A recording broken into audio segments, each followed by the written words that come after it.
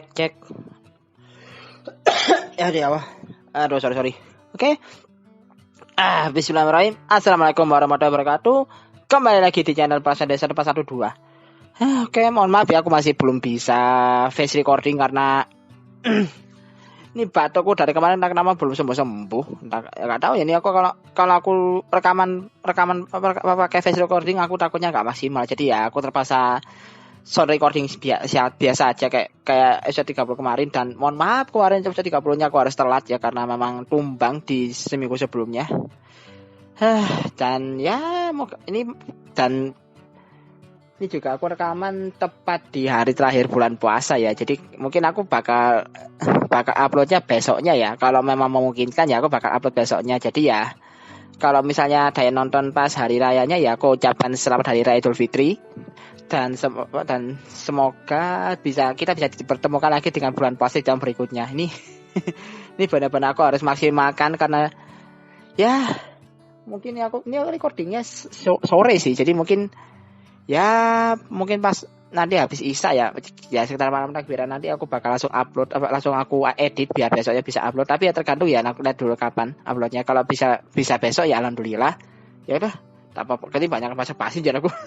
Langsung aja aku mulai bahasan singkat dari Kamer Tergis episode 31. Dan ini mungkin bakal jadi penutup arc dari Yamato Grand Prix ya kalau aku lihat loh ya, karena di sini kan Yamato Grand Prix karena sudah memasuki ronde terakhir, yaitu games Heavens and Hell ya, permainan surga dan neraka lah intinya. Yang katanya di sini adalah permainan terakhir dari Yamato Grand Prix, yang di sini peraturannya cukup ngeri juga ya, dimana yang Yamato Grand Prix di ronde terakhir kali ini benar-benar melibatkan gak cuma para Kamen Rider dan juga orang DGP, tapi seluruh warga kota. Dimana di sini rule-nya gimana ya? Bisa dibilang rule-nya sederhana tapi cukup ngeri loh. Dimana para warga kota dikejar sama para Yamato dan mereka harus berdiri harus mendekati kayak area yang ada banyak lingkaran-lingkaran berwarna, dan mereka harus berdiri di lingkaran yang tepat. Karena kalau mereka berdiri di lingkaran yang salah, mereka bakal, ini kan kondisinya juga ini juga berhubungan dengan jamar area sendiri, di mana di sini ada sebagian kota yang tiba-tiba melayang kan pas jadi jamar area. Jadi area kota itu jadi bagian kota itu jadi jamar area. Ini belibet jadi ngomongnya. Jadi jamar area. Terus juga si kotanya ini dibuat melayang. Jadi di sisi lain kalau para orang-orang ini milih warna lingkaran yang salah, lingkaran itu bakal bolong dan mereka bakal jatuh, dan jatuhnya itu juga mereka itu bakal jadi kayak semacam gelembung-gelembung gitu ya, yang nantinya bakal diserap sama si monster yang ada di ronde terakhir ini. Namanya apa ya kemarin tuh, kalau nggak salah namanya Goddess of Evil ya, Dewi Kejahatan kalau nggak salah namanya. Jadi kayak itu semacam entitas yang kurang lebih sih kayak ini ya, kayak tiruan dari Dewi Pencipta. Jadi kayak eksistensi dari Dewi Kehancuran ini seperti kayak sindiran, ada semacam sindiran dari pihak dari kubu Yamato terhadap Dewi Pencipta dari pihak DGP. Ya ini nanti aku bahas secara singkat aja ya, nanti di sepanjang sering aku bahas.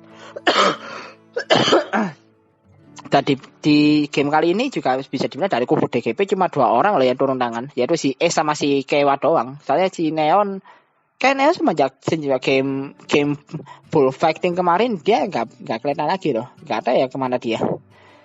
Mungkin karena ya ini masih bagian dari fase pemulihannya dia sih, karena kan dia masih ya karena masih mentalnya masih hancur kan gara-gara plot twist di 2 episode kemarin. Jadi ya mungkin memang belum waktunya dia muncul sih. Terus juga dia jangan kan muncul, dia aja balik ke rumah aja enggak loh. Jadi ya memang masih nunggu sih, aku juga masih nunggu sih kapan Neon bisa comeback. Ini kayak entah kenapa ya kalau di era Rewa ini Star Rider-nya selalu dibuat ada problematika tersendiri loh. unik. Ini aku baru nyadar sekarang loh ya, kalau Star Rider di era Rewa pasti punya problematika tersendiri yang bisa dibilang punya jadi sisi keunikannya mereka gitu loh. Kayak di Zero One ada si Yua yang notabene kan pas dia waktu di arc-nya Hidden versi saya kan dia kayak bener-bener diombang-ambing banget kan ketetapan hatinya sebagai ya orang yang masih punya hati nurani tapi juga harus nurut sama Amatsukai. Terus juga di Saber ada Kento kan, atau Kamen Rider Espada yang waktu itu kan Kento balik lagi tapi dia jadi Kamen Rider Kalibur, dan itu momen-momen dimana dia tuh kayak jadi anti hero yang agak menyebalkan. Terus kalau di Revise ada Sakura alias Kamen Rider Jan yang bisa dibilang juga jadi ya mungkin kasarannya jadi biang dibalik kehancuran serialnya Revise kalau menurutku pribadi ya. Dan juga sifatnya dia yang biasa terlalu arogan untuk seorang cewek remaja. Jadi ya bisa dibilang kayak Turtle Rider-nya punya ini era Rewa ini, Turtle Rider-nya bisa dibilang kayak rada-rada dibuat ada problematikanya sendiri sih. Unik juga ya kalau dipikir-pikir lagi. Dan ya singkatnya gamenya tuh ya bisa dibilang kayak gitu. Berlangsung kayak ya berlangsungnya aja sih, kayak ya aku DGP lah, aku JGP udah. Dan di sini Kewa juga menurutku cukup ada sisi freshnya sih, dimana dia tuh pakai comment form lagi setelah beberapa lama.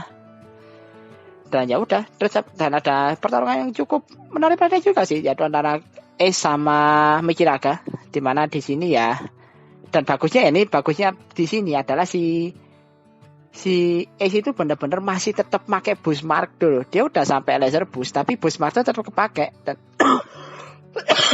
semakin menambah keyakinan sih kalau boost mark itu masih bakal tetap dapat porsi untuk kedepannya ya. Toh juga di episode berikutnya ya, kayak boost mark itu juga bakal dipakai lagi sih oleh si Ace buat lawan si Kamen Rider Geyser kalau nggak salah ya. Jadi ya ini hal yang cukup positif di mana yang kekhawatiranku ya kalau Kamen Rider dapat form baru, biasanya form di bawahnya pasti gak bakal kepake lagi. Nah itu yang aku khawatirkan. Tapi di sini sepertinya hal itu juga mulai sedikit, kekhawatiranku masih sedikit hilang karena boost mark yang hitungannya final form lagi. Itu super form pertama masih tetap dipakai loh meskipun si Ace sudah dapat laser boost. Jadi ya cukup menarik di sini. Dan ya setelah itu juga pertarungan selesai dan si Beroba juga muncul tiba-tiba dan kayak ngasih mengungkapkan sebuah fakta ya dari DGP sendiri yang bisa dibilang kayak gimana ya, DGP itu dimana singkat ceritanya kayak gini sih, DGP digambarkan sebagai turnamen, sebuah kompetisi atau sebuah pagelaran lah bisa dibilang yang digunakan untuk merenggut kebahagiaan banyak orang demi kebahagiaan satu orang. Kalau ya singkat cerita kayak gitu sih.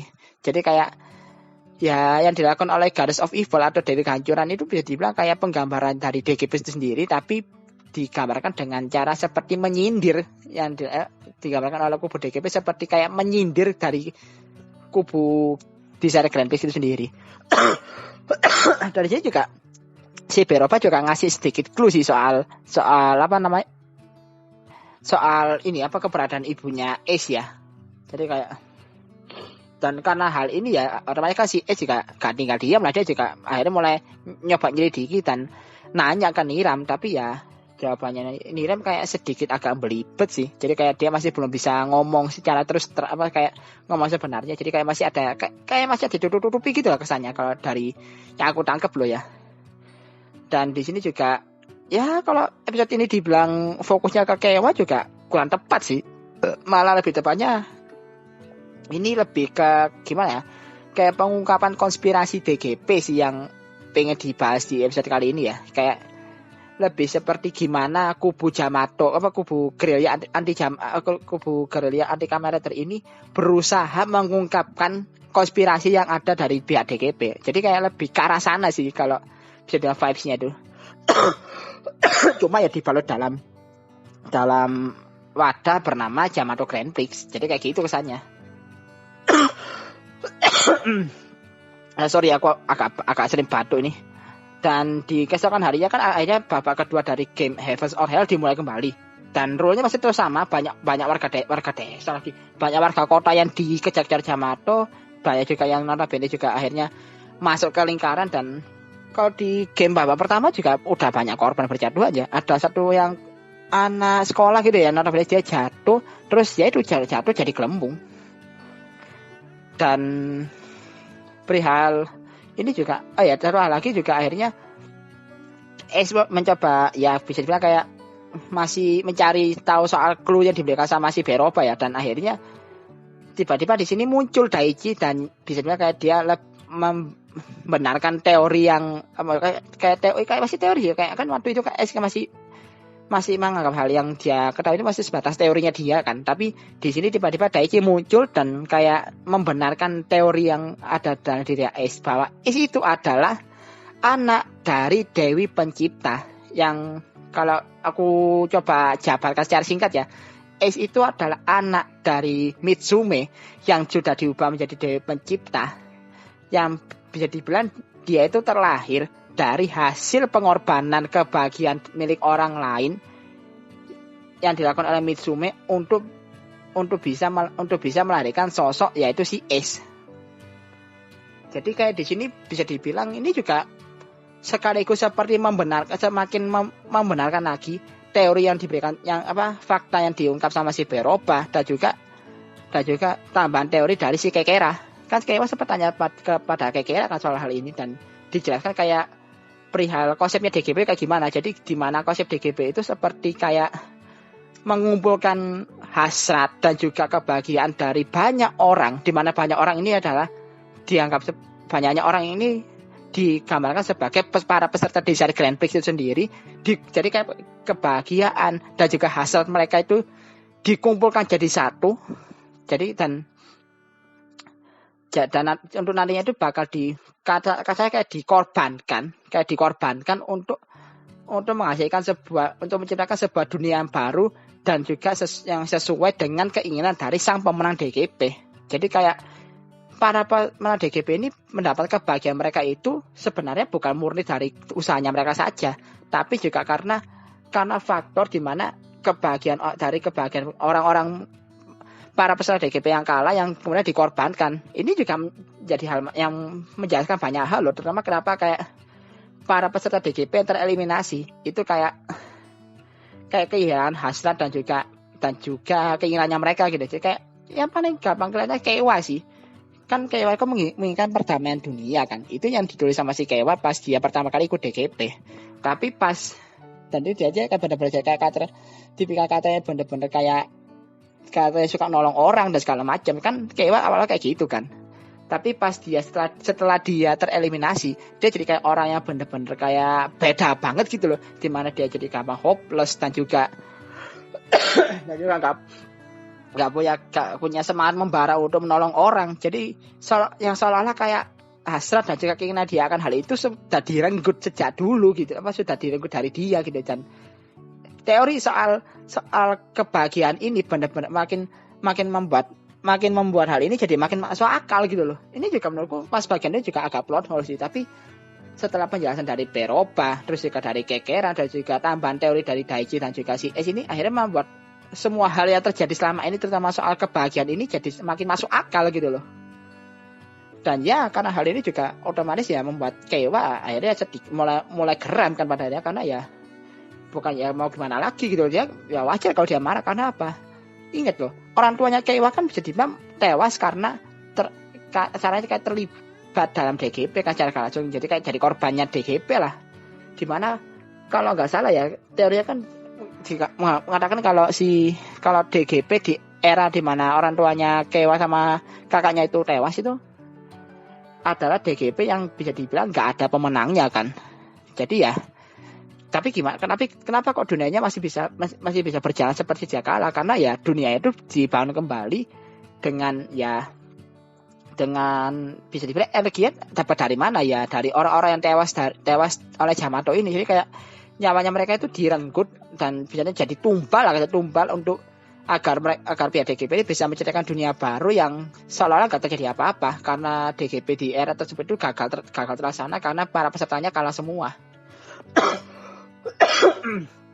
Ini cukup ngeri juga sih. Jadi ya kalau dalam hal ini ya gimana ya, bahkan kebahagiaan sekecil apapun itu juga nggak luput dari matanya DGP untuk dalam hal ini kayak dikorban untuk dalam rencana pengorbanannya dari pihak DGP. Jadi kayak ya ini yang menurutku pribadi ya membuat alasan kenapa kok kemarahannya Keiwa itu kayak jadi lebih bisa diterima, karena ya orang yang ada baik cuma punya kebahagiaan sederhana aja harus kok jadi korban kayak gini ya, siapa yang terima coba gitu loh.